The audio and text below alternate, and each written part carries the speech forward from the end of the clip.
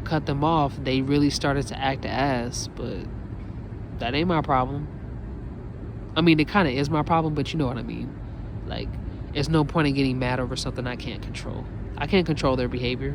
I can influence it by holding them accountable and reporting them to the proper authorities.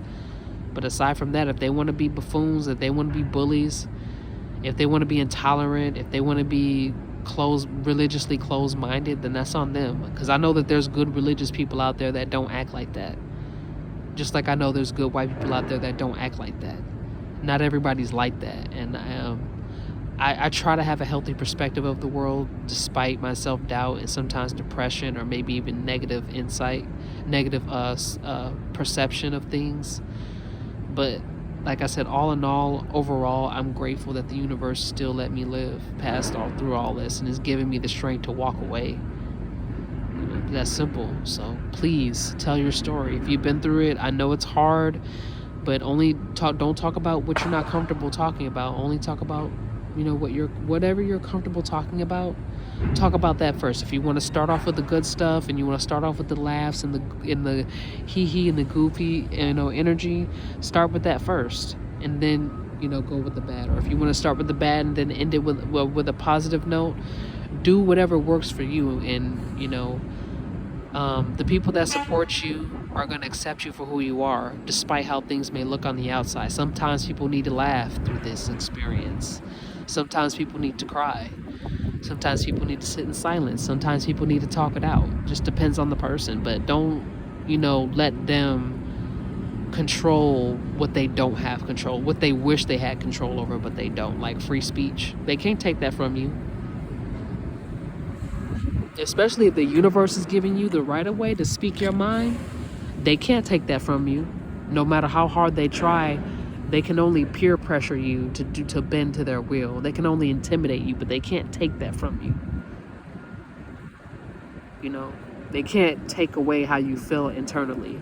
So if you don't want to talk to them anymore, like people who bullied you, or people who participated, or people who supported the bully, if you don't want a relationship with them anymore, don't let them guilt trip you into staying connected with them. You don't have to talk to anyone that you don't want to. And just because they're abusive, that doesn't mean that they deserve to be in your life. I learned that too myself, so I just wanted to spread that wisdom, because I've had some people that taught me a thing or two, and I learned a lot from them. And like I said, they taught me so much. And then when they taught me these things, and then I went through life and I experienced those things. See, that cat keeps trying to fucking run up on me. That's like the third time that cat has done that. Anyway, so I'm gonna watch that cat. While I'm recording, I'm gonna watch that cat, because that cat has ran up on me several times. Like, ran up in my face. Like, I feel like that cat's trying to sneak attack me. Look at how it's walking up on me, and then like deciding to change its mind when it catches me looking. Look. Trying to act all friendly and peaceful and shit. Like, nah, you trying to Mike Tyson my whole life away. You trying to Iron Fist my whole life away. I am not. No. You can go in there, but you can't come over here.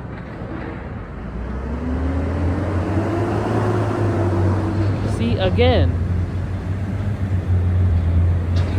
like, this cat is desperate. It's trying to distract me from finishing my statement. That's what it's trying to do.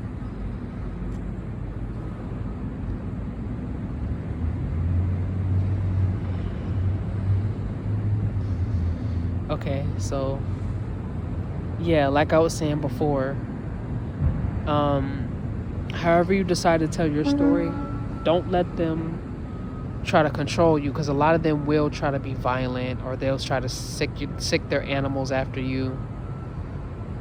Sometimes they'll send their own children. I've had people send kids after me to bully me, like they were minors. Excuse me. I've had adults send their children to come and try to harass me. I'm like, now somebody's gonna be messed up in the head if they send their own children to fight their battles. In their mind, like, it's one thing if they're like if they're grown adults, because sometimes your kids are bigger than you, kind of thing. But no, like, these are like little kids, like elementary school kids. I'm like, oh my God, you're sending your own children. Like, oh my God, that's dastardly. You sending your own children to fight, and they don't know what, like, hypothetically speaking, I could have been crazy.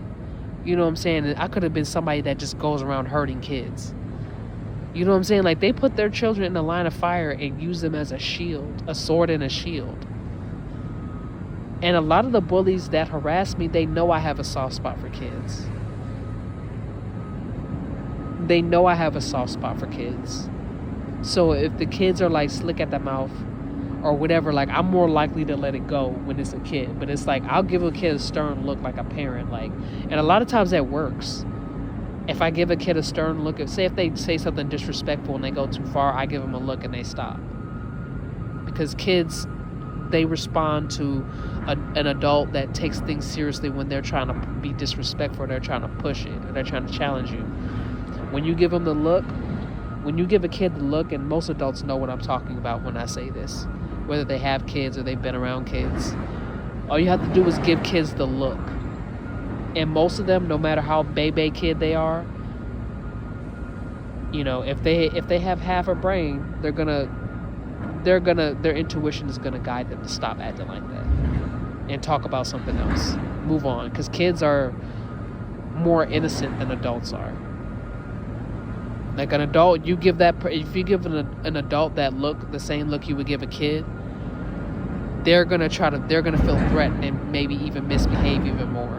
Whereas kids are like kind of smart in that area when it comes to emotions, to kind of control it. Whereas adults, I feel like, because we have the free will and the power, we can be emotionally reckless at times, where children are a little bit more,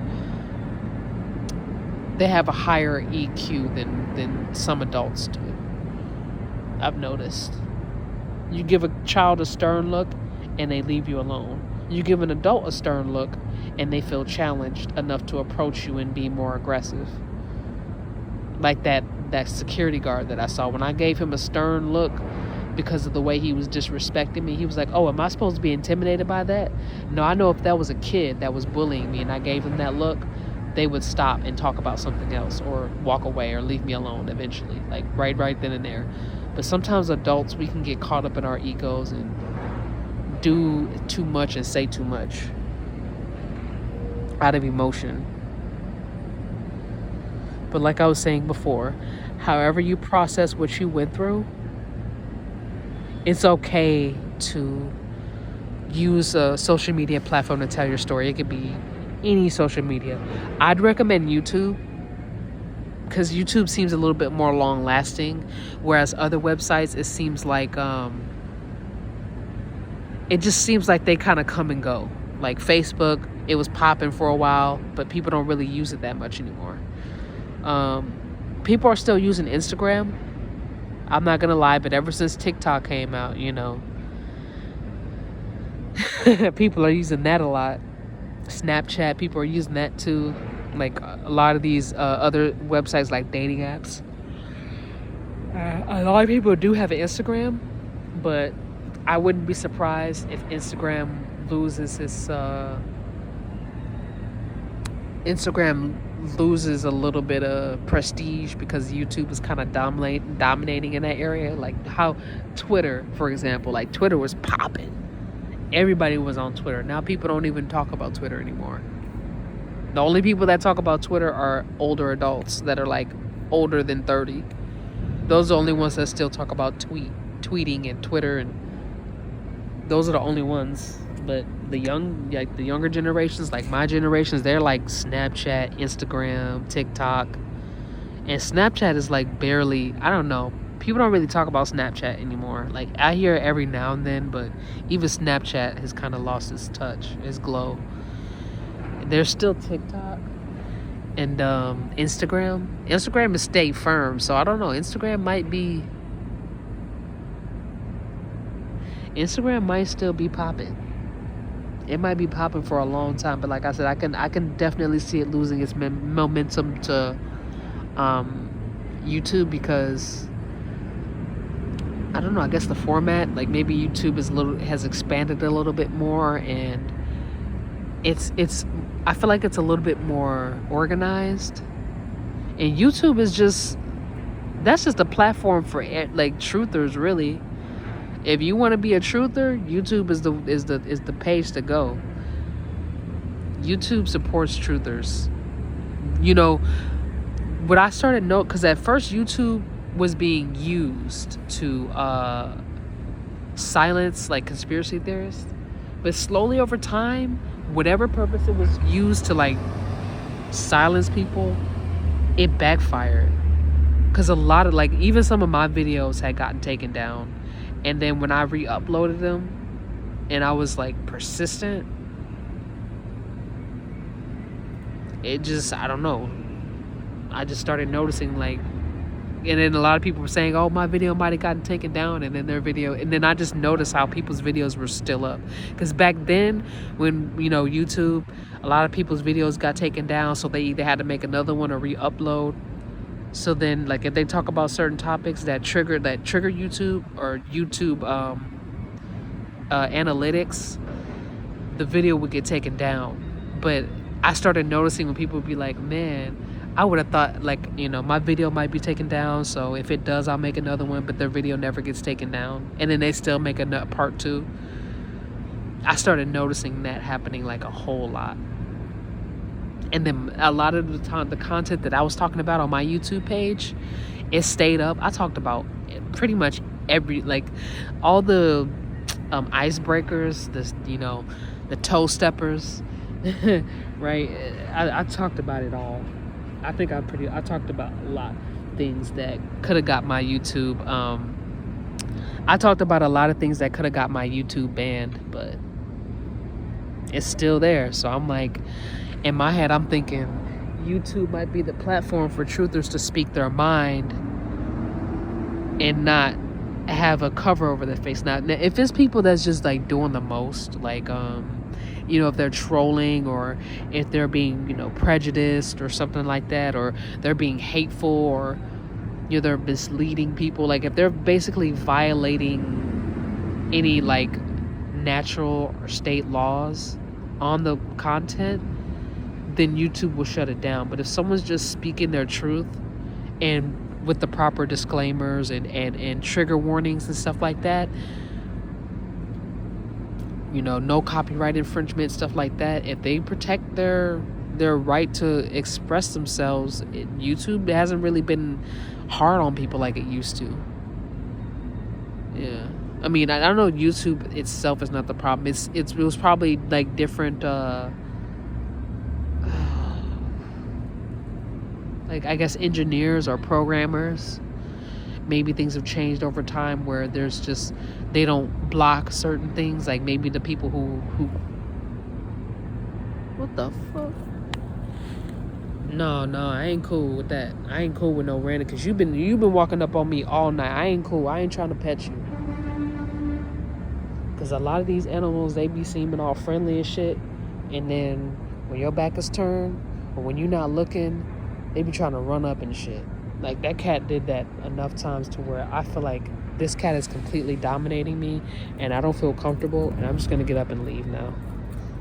Now you trying to act like you all cute playing with the ball. No, you an animal. You a savage. You just tried to beat me up several times, and I got you recorded. You a hooligan.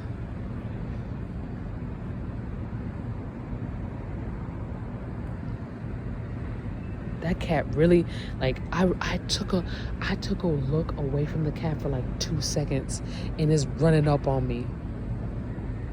Like, that's crazy. That is so scary. I'm scared of that little motherfucker. Excuse my language. Sorry. Excuse my language. I'm leaving now because that cat's making me uncomfortable.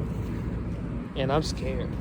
I know that was a little thing. It looked like a baby, but no. It was finna run up and probably scratch the hell out of me. Like that cat was not playing. I just didn't feel like getting up because I'm tired. I got woken up in the middle of the night. I'm tired. I'm tired, man. My feet hurt. I'm just rambling at this point to waste time. I'm gonna chop up the video because it's like extra long. I'm just talking just to talk. It's kind of like a live. It feels like a live feed. Okay.